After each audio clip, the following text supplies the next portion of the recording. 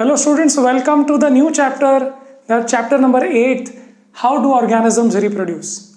इसके पिछले वाला जो चैप्टर है कंट्रोल एंड कोऑर्डिनेशन, ये चैप्टर आपके 2021 के सिलेबस में नहीं है।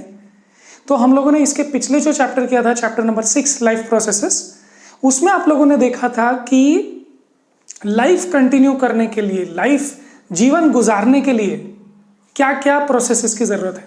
क्या क्या प्रोसेसेस की जरूरत है? देखो, न्यूट्रिशन था, रेस्पिरेशन, ट्रांसपोर्टेशन एंड एक्सक्रीशन, ये 4 लाइफ प्रोसेसेस की जरूरत थी ना। लाइफ प्रोसेस का मतलब क्या? जो प्रोसेसेस के बिना हमारी लाइफ गुजर ही नहीं सकती। हम न्यूट्रिशन के बिना जिंदा रह ही नहीं सकते, हम रेस्पिरेशन के बिना ज्यादा देर जिंदा नहीं रह सकते, हम ट्रांसपोर्टेशन के बिना भी ज्यादा देर जिंदा नहीं रह सकते। अगर हमारा हार्ट बंद हो जाए तो हमारा काम खत्म हो जाता है। और एक्सक्रीशन के बिना भी, मानो या ना मानो, वो आप जिंदा नहीं रह सकते। वेरी इंपॉर्टेंट, टॉक्सिन्स आपकी बॉडी में डेवलप होना, कलेक्ट होना स्टार्ट हो जाते हैं। तो बहुत जरूरी है ये चारों लाइफ प्रोसेसेस। ये चारों प्रोसेसेस से हमारा जीवन चलता रहता है प्रॉपरली। अगर कोई भी प्रोसेसेस में गड़बड़ आ जाए तो लाइफ नहीं जी जा सकती। तो लाइफ जीने के लिए ये प्रोसेसेस की जरूरत है। तो फिर ये जो प्रोसेस है रिप्रोडक्शन वाला, ये क्यों करना है? तो हाउ डू ऑर्गेनिजम्स रिप्रोड्यूस करने, ये सवाल पूछने से पहले, हाउ, ये सवाल पूछने से पहले हम सब पूछेंगे कि व्हाई डू ऑर्गेनिजम्स रिप्रोड्यूस, क्यों करते हैं?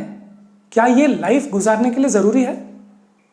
क्या रिप्रोडक्शन करना जरूरी है? जस्ट इमेजिन एक ह्यूमन बीइंग, क्या उसको रिप्रोड्यूस करना जरूरी है? क्या उसके बच्चे होना जरूरी है उसकी लाइफ के लिए? नहीं, वो हुए बिना भी उसका जीवन अच्छे से चल सकता है। न्यूट्रिशन होना चाहिए, रेस्पिरेशन होना चाहिए, मतलब उसने खाना खाना चाहिए, सांस लेना चाहिए, उसके हार्ट और बाकी ट्रांसपोर्टेशन सिस्टम ने काम करना चाहिए, और एक्सक्रीशन, उसके एक्सक्रीटरी सिस्टम काम करना चाहिए। रिप्रोडक्शन करना ये उसके जीवन के लिए जरूरी नहीं है, तो फिर कोई रिप्रोडक्शन क्यों करे? सिर्फ यही नहीं, in fact lot of energy spent.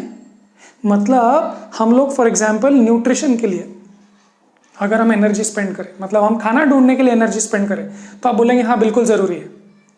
फिर हम बोले हम सांस लेने के लिए जो भी एनर्जी स्पेंड होती है वो भी जरूरी है ना। मसल्स हमारे डायफ्राम ऊपर नीचे होता है, तो we need energy for respiration as well. क्या ट्रांसपोर्टेशन के लिए एनर्जी चाहिए? हार्ट बीट होने के लिए एनर्जी चाहिए? बिल्कुल चाहिए। तो वहां एनर्जी हम स्पेंड करेंगे तो समझ में आता है। हम लोग एक्सक्रीशन में एनर्जी स्पेंड करें तो समझ में आता है। पर रिप्रोडक्शन, जिसका लाइफ गुजारने के लिए जरूरी भी नहीं है, इनफैक्ट उसमें एनर्जी और लगती है, तो हम ये बोल रहे हैं कि ऐसा प्रोसेस क्यों करें जो लाइफ के लिए जरूरी भी नहीं है और एनर्जी भी स्पेंड होती है? क्यों करें ऐसा प्रोसेस? तो ये चैप्टर में ये सवालों के जवाब तो नहीं है, but it's an interesting thing to think about and discuss कि why do organisms reproduce, not just human beings. Don't just think about human beings, also think about the cat.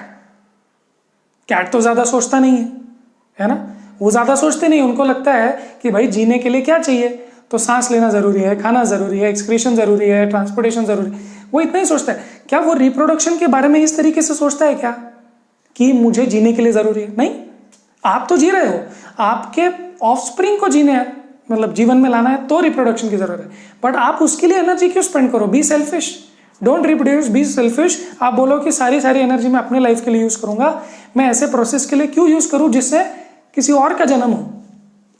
So it's a good question to think about.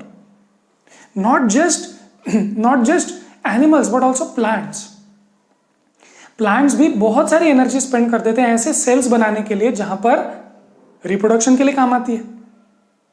तो ये सवाल को discuss करो, right? Okay, it is obvious that we notice an organism because they reproduce, है कि नहीं? Otherwise it would disappear. जैसे आपके किचन में कॉकरोच होंगे, अब अगर 2-3 कॉकरोच ही होंगे फॉर एग्जाम्पल, किसी तरीके से आ गए, ठीक है, वो रिप्रोडक्शन करके आ गए, 2-3 कॉकरोच हैं, अब वो रिप्रोडक्शन नहीं करते, तो आपको कुछ दिन तो वो दिखेंगे जब तक उनकी लाइफ होगी, है ना, 1 महीना, 2 महीना, 1 साल, जो भी उनकी लाइफ होगी तब तक वो आपको दिखेंगे। उसके बाद वो रिप्रोडक्शन तो कर नहीं रहे, तो आपको घर में कॉकरोच दिखेंगे ही नहीं। तो because you see a life species, आपको कुत्ते दिखते हैं, आपको बिल्लियां दिखती है, आपको इंसान दिखते हैं, आपको प्लांट्स दिखते हैं, आपको कॉकरोच, चींटियां, आपको मैगेट्स, हेन, गोट, ये सब जो दिखते हैं वो क्यों दिखते हैं? क्योंकि वो रिप्रोडक्शन कर रहे हैं। अगर वो रिप्रोडक्शन करना छोड़ दे तो इट वुड बिकम एक्सटिंक्ट। आपको बोलेंगे कि एक ज़माने में होते थे, अब क्योंकि उसने रिप्रोडक्शन करना छोड़ दिया, अब उसने सोचा भाई लाइफ के लिए ज़रूरी थोड़ी ना है, तो उसने रिप्रोडक्शन नहीं किया और फिर अब वो डिसअपियर हो गए। तो because you see organisms, that is the reason, the cause is कि वो रिप्रोडक्शन हो रहा है। We notice a large number of, बहुत सारे आपको दिखते हैं, तो कॉकरोच भी देखो एक जैसे दिखते हैं बहुत सारे, तो इसका मतलब ये हुआ कि बहुत सारे कॉकरोच दिखते हैं क्योंकि रिप्रोडक्शन हो रहा है, और बहुत सारे कॉकरोच एक जैसे दिखते हैं, इसका मतलब ये हुआ कि वो जब रिप्रोडक्शन करते हैं तो एक जैसे या सिमिलर ऑफस्प्रिंग या सिमिलर नेक्स्ट जनरेशन वो बनाते हैं। तो ये जो रिप्रोडक्शन वाली, रिप्रोड्यूस, वापस से प्रोड्यूस करने वाली जो प्रक्रिया है, ये जो प्रोसेस है, इसमें ऐसा ऑफस्प्रिंग जन्म लेता है जो वो रिप्रोडक्शन करने वाले जैसा ही दिखता है। यस, तो ये पॉइंट नोट करने का है कि रिप्रोडक्शन से पॉपुलेशन तो बढ़ती है, बट उस रिप्रोडक्शन करने वाले जैसा, मतलब कि अगर कॉकरोच, छोटे छोटे कॉकरोच अगर आपको दिख रहे हैं, इसका मतलब ये है कि कॉकरोच ने ही उनको रिप्रोड्यूस किया। इसका ये मतलब तो नहीं है कि वो बिल्लियों से आए हैं, है ना। तो जो रिप्रोडक्शन कर रहा है वो क्यों कर रहा है वो हम सोच रहे थे, बट वो जब करता है रिप्रोडक्शन तो हमको बहुत लार्ज नंबर दिखते हैं एक जैसे, बट वो एक जैसे हैं, वो सिमिलर है, पर क्या वो आइडेंटिकल है? नहीं, नॉट ऑलवेज। वो आइडेंटिकल नहीं होते, थोड़े से चेंजेस तो होते ही होते हैं। इसी को एवोल्यूशन बोला गया, right. We will see that evolution thing in the next chapter, hereditary and evolution. Anyway, so we notice a large number of animal. तो फ्लॉक ऑफ बर्ड्स, जैसे अगर आप देखते हो ना, बर्ड्स का फ्लॉक होता है, ग्रुप होता है, वो उड़ते हैं हवा में, कलाकारी दिखाते हैं, है ना, कुछ कुछ इंटरेस्टिंग चीज़ें वो करते हैं हवा में। अपने लिए नहीं करते, वो अपने लिए, खुद के लिए करते होंगे कुछ। स्कूल्स ऑफ फिश, जो फिशेस भी होते हैं जो similar to birds in the air, वो भी schools of fish, schools of group of fish, वो भी एक जैसे फिशेस एक करते हैं। तो ये जो लार्ज नंबर ऑफ एनिमल्स हैं, ये आइडेंटिकल नहीं है, ये सिमिलर है, थोड़े से डिफरेंसेस आते हैं। जैसे एक प्लांट होता है, वो एक प्लांट में फ्रूट अच्छे आते हैं एक ट्रीज में, और एक ट्री में नहीं आते। वैसे तो आप देखोगे कि वो एक ही ट्री से निकले हुए सीड्स के हैं, बट स्टिल उनके अलग अलग थोड़े से कैरेक्टरिस्टिक्स होते हैं। So they are not exactly identical, but they are similar. मतलब वो भी फिश है, वो भी फिश है, वो भी फिश की वही स्पीशीज है, वो भी फिश की वही स्पीशीज है। तो स्पीशीज का मतलब होता है जो एक जैसे कुछ कॉमन कैरेक्टरिस्टिक्स शेयर करते हैं। This means reproduction creates individuals similar to themselves.